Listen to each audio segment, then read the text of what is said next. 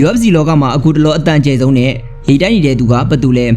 ဟုတ်ပါတယ်ချန်ပီယံဟောင်းလာဇာနာပန်လူဂျာပါသူကဂျောရှွာဘန်ကိုအမြဲတမ်းပြစ်မှတ်ထားပြီးတော့လေတိုက်နေတာအားလုံးအသိပဲဖြစ်ပါတယ်ဖန်နိုင်သွားတာကကန်ရောက်ပါသူကအရေးချင်းမရှိပါဘူးငါနဲ့တွေ့ရင်သူရှုံးမှာပါသူ့အနိုင်မဲ့ကွက်တွေငါမှရှိတယ်စသဖြင့်ပန်လူဂျာတယောက်ဘာလို့ဂျောရှွာဘန်ကိုဒီလောက်ရှိနေထိမရက်မနာပဲနဲ့တောက်လျှောက်လေတိုက်နေရတာလ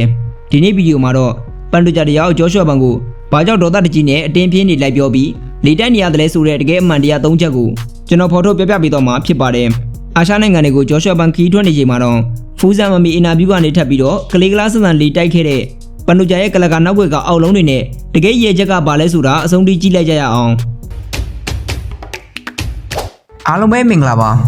MM Spotlight Channel မှာပြန်လည်ကြိုဆိုလိုက်ပါတယ်ကမ္ဘာကျန်းဆုံးအားကစားနည်းဖြစ်တဲ့ MMA အကြောင်းအရာတွေ UFC ပွဲကြိုသုံးသက်ချက်တွေနဲ့ Fighter တွေရဲ့စိတ်လှုပ်ရှားစရာဇာတ်လမ်းတွေကိုစိတ်ဝင်စားတယ်ဆိုရင်တော့အခုပဲ follow နဲ့ subscribe လုပ်ထားပေးဖို့တောင်းဆိုချင်ပါတယ်ဂျော်ဂျွာဘာနဲ့တာဆူလိုတိုင်ရာပွဲမတိုင်ခင်တုန်းကလည်းပန်လူဂျာရဲ့ပရိသတ်တွေ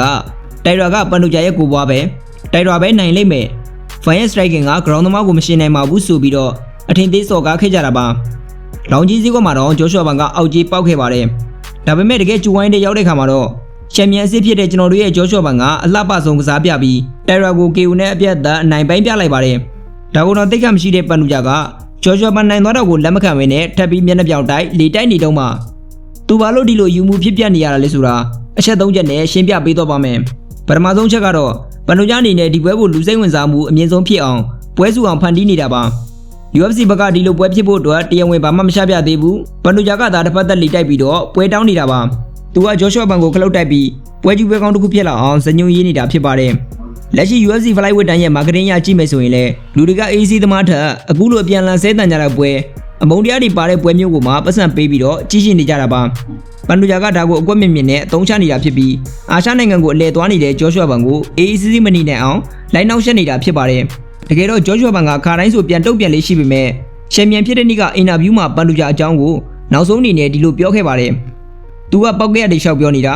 ာသူလက်ထိသွားတာမတော်တဆပါသူကရှုံးနေမှုကိုလက်မခံနိုင်ဖြစ်နေတာဒီတကားတော့နွားတို့ဝါတောက်ထားလိုက်နောက်ပွဲမင်းနဲ့ငါနဲ့ပြန်တွေ့ရင်တီးရလိမ့်မယ်ဆိုပြီးတော့ပြပြတသားတုံ့ပြန်သွားခဲ့ပါတယ်ပန်လူဂျာရဲ့စိတ်တွေကတကယ်မကျေနပ်တာလည်းဖြစ်နိုင်တယ်လို့ပွဲရဖို့အတွက် visit နဲ့အရာအောက်တန်းကြကြအမျက်ထုတ်ခြင်းလို့လေတိုက်နေတာလည်းဖြစ်ပါတယ်ဒုတိယတစ်ချက်ကတော့ပန်လူဂျာကဂျော်ရှွာဘန်ကိုရှင်ထိုးမယ်လို့ပြောတယ်တခုရှိတာကဘရာဇီးနိုင်ငံသား UFC ကစားသမားတွေက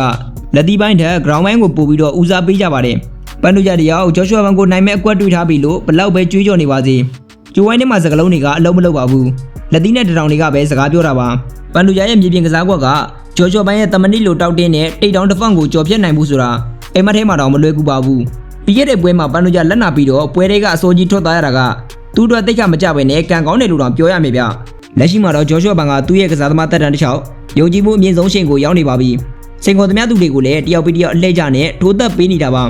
နောက်တစ်ချိန်ပန်လူဂျာနဲ့ပွဲတကယ်ဖြစ်ခဲ့ရင်လည်းအရှုံးကိုလက်ခံသွားအောင်လုပ်ပြနိုင်မယ်လို့ပရိသတ်တွေကယာနှုံးပြေယုံကြည်နေကြပါတယ်ချန်ပီယံကောင်လေးရဲ့တက်သစ္စာနေထွက်ချိန်မှာပန်လူဂျာကတော့နေဝင်ချိန်ကိုရောက်နေပါပြီတတိယရှင်းနဲ့အရေးကြီးဆုံးချက်ကတော့ပန်လူဂျာရဲ့အသက်အရွယ်ပါ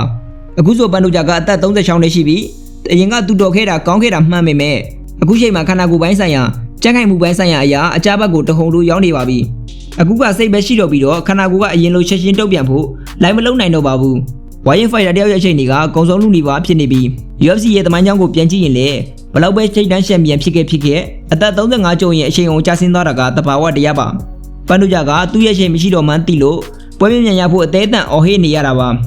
ကပတ်ကိုချင်းချင်းကာကွယ်ထားနိုင်တဲ့ဝိုင်းရင်ကြီးတယောက်အနေနဲ့အောက်ရှိကနေတဟုန်တိုးတက်လာတဲ့လူငယ်လေးဂျော်ရှွာဘန်စီမှာရှုံးနေသွားခဲ့တာကိုသူ့ရဲ့အတက်ကမကျေနပ်နိုင်တာလဲပါတာပေါ့ရှင်းပြောရရင်မျိုးစစ်သစ်လူငယ်လေးတယောက်ကသူ့ထက်တာလုံနေတာကိုမနာလိုတဲ့စိတ်ဖြစ်နေတာပါဒီနေရာမှာကျွန်တော်အနေနဲ့ပြောချင်တာကဘယင်ဖြစ်ဖို့ပါရမီအပြည့်ပါလာတဲ့သူကိုတော့ဘလိုဖိုက်တာမှာတားဆီးလို့မရဘူးဆိုတော့ပါ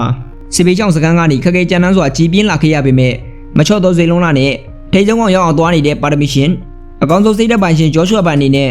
နောက်ထပ်လာမယ့်ပွဲစဉ်တိုင်းကိုလည်းအကောင်းဆုံးဖြစ်ကျော်ပြီးတော့အောင်ပွဲတွေဇက်ရက်ရယူနိုင်ပါစေကြောင်းကျွန်တော်တို့ရှန်နေကနေလဲဆူတောင်းပေးလိုက်ပါတယ်